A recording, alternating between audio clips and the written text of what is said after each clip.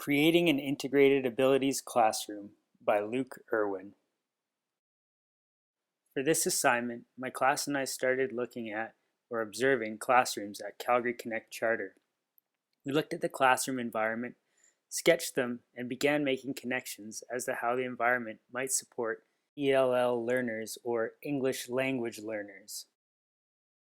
I took my time and sat down as if I were the teacher or the student in the classroom and thought about what I would want or what would be most useful for me in this environment. One thing that I found very helpful was having a chance to interact and converse with individuals who work for the Calgary Connect Charter and specialize in finding ways for learners to integrate into classroom settings, physically, socially, emotionally, and culturally.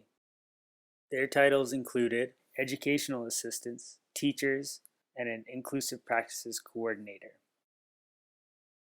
Each of them shared their own strategies and what is working currently for them in the school and in the classrooms. I found it interesting that each of them came back to saying it doesn't matter how much you do to include a ELL learner, it will always benefit them, but it won't just benefit them, it'll also waterfall over and benefit each of the learners in the classroom, whether they're ELL or non-ELL.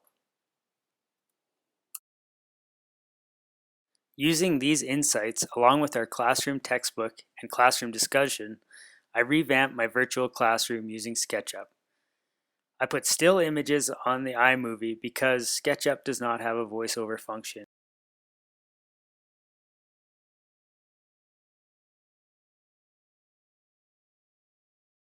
While redesigning my classroom, I wanted to think about both the teacher and the student perspective.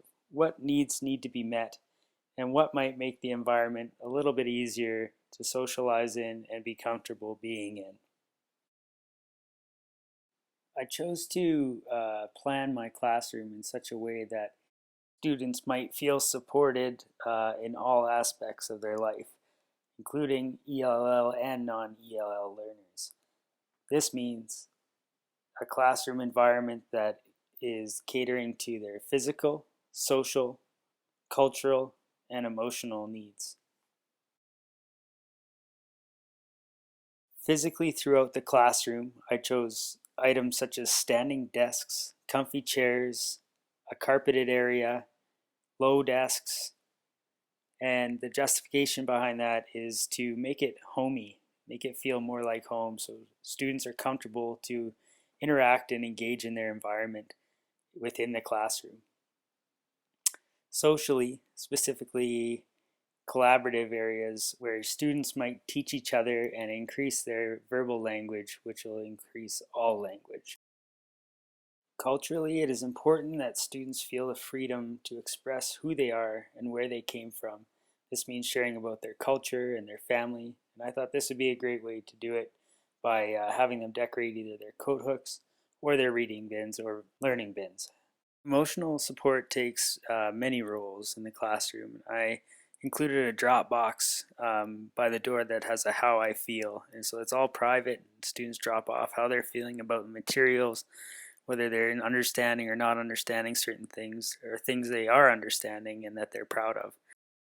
I also included a workspace by the teacher's desk at the front so that students could feel free, whether they're ELL or not, to come up and work one-on-one with the teacher.